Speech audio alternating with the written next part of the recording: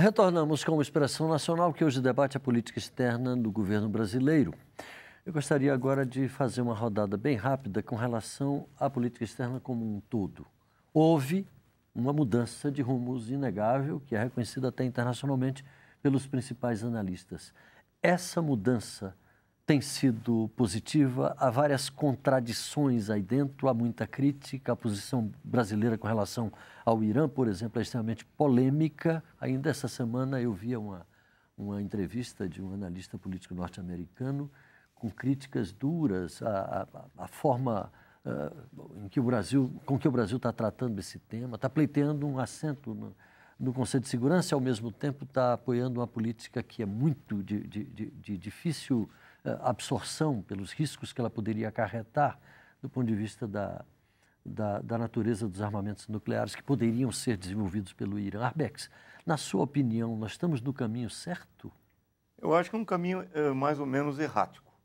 Assim, errático no sentido de acerta aqui e erra ali, acerta aqui e erra ali. Eu acho que tem várias iniciativas que o presidente Lula tomou que foram muito positivas. Para mim, surpreendeu a denúncia que ele fez da movimentação da Quarta Frota dos Estados Unidos aqui no Cone Sul. Achei muito bom. Ele disse que a Quarta Frota é uma ameaça. Ele recebeu aqui o Ahmadinejad, eu acho que também foi uma demonstração muito positiva de autonomia da política externa. Eu acho que várias iniciativas que ele tomou devem ser aplaudidas. Agora, não existe uma linha de coerência que vai até o fim, porque, no fundo, você tem uma política externa que, em alguns momentos, afirma alguns princípios, mas, na hora decisiva, se submete a determinadas estratégias do imperialismo, como é o caso do Haiti. Embora a gente tenha aqui discordado, mas é o fato que essa miragem de que você entrar para o Conselho de Segurança da ONU vai dar para o país um novo status, etc. e tal, eu acho que isso aí decorre de uma visão completamente equivocada. Na verdade, nós estamos entrando num mundo multipolar. Essa multipolaridade exige uma redefinição do que é a ONU, uma redefinição do que é o papel dos Estados Unidos no mundo, e o Brasil tinha que assumir uma posição muito mais coerente e decisiva do que aquilo que ele tem feito.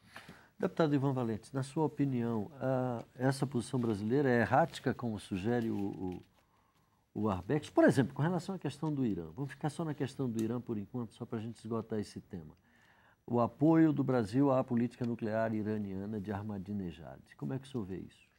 Eu não tenho certeza se o Brasil dá um apoio à política energética nuclear do Irã. Não é isso. O que é correto, eu acho, na política externa, é que ele dá a autodeterminação para produzir energia. Quer dizer, você tem Israel ali do lado com a bomba atômica. Estou me referindo a isso. A política o Paquistão energética, tem, não a Índia bélica. tem. Então, só o Irã não pode enriquecer e ainda não está claro se ele quer ou não construir um artefato nuclear. Então, o que existe aí é muita propaganda. Então, aí sim, é correto remar contra a corrente. Inclusive porque, se nós lermos os articulistas brasileiros, os jornais, aí eu quero dizer, é muita estupidez junto.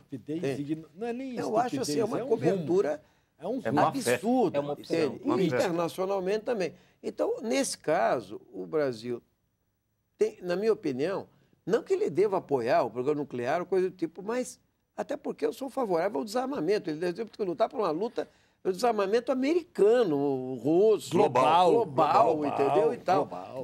Desarmar esse negócio que explode a Terra tantas vezes quanto quiser. Então, o problema é esse. Então, nesse caso, é positivo. Agora, em relação ao Conselho de Segurança, a relação disso com o Conselho de Segurança, é evidente que as grandes potências têm lado. Como a Grã-Bretanha tem, a França tem, os Estados Unidos, a China é um contraponto, entende? Ela é um contraponto. Tem lá os seus interesses também. Então, o Brasil vai se afirmar de outra forma. Primeiro, ele tem que virar uma potência também econômica, entende? Isso é autodeterminação, isso é soberania. Por exemplo, outra medida correta foi não ter entrado na ALCA, né? Quer dizer, isso foi uma medida muito correta e é do primeiro governo, não do segundo, né? E isso parece que não, ele não teve a divulgação que teve, mas talvez tenha sido uma das medidas mais acertadas, né?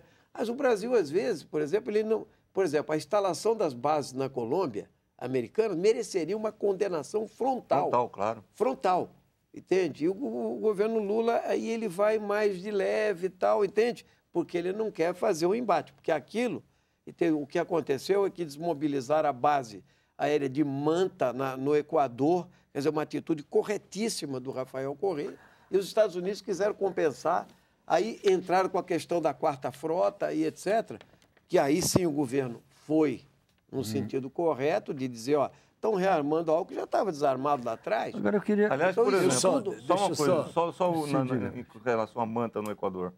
A posição do Rafael Correa foi algo extraordinário, que eu nunca vi o Lula ter uma posição dessa. Rafael Correa falou o seguinte, vocês querem manter a base no Equador? Tudo bem, mantenham, com uma condição. Eu quero ter uma base minha, equatoriana em Miami. Lá em Miami. Pronto, isso é uma atitude de enfrentamento, fala, cai fora. Eu acho mas vamos ser verdadeiros, né? A posição do governo brasileiro em relação às bases colombianas foi absolutamente clara, nítida, sem nenhuma dúvida. Houve declaração claríssima do governo brasileiro, houve declaração claríssima do Celso Amorim. Eu estava, aliás, na Colômbia e na Venezuela, também numa delegação parlamentar, no momento em que o Celso Amorim fez uma condenação explícita das bases na Colômbia. Então, eu diria que, com relação à política externa brasileira, não há de modo nenhum uma política errática do governo. O governo tem clareza de como se conduz no mundo, inclusive em relação aos seus parceiros de Sul, aos seus parceiros da América Latina, de Ásia, de África. Nunca teve nenhuma dúvida. Quando Obama ganhou, a liderança mundial que falou primeiro sobre Cuba foi Luiz Inácio Lula da Silva. Ele disse, o que Obama tem que fazer primeiro foi isso. Foi isso o Lula que falou, acabar com o bloqueio econômico a Cuba. A atitude dele com relação à Venezuela, a atitude dele com relação a Honduras, a atitude dele, eu estou falando do governo brasileiro, as atitudes em relação a álcool,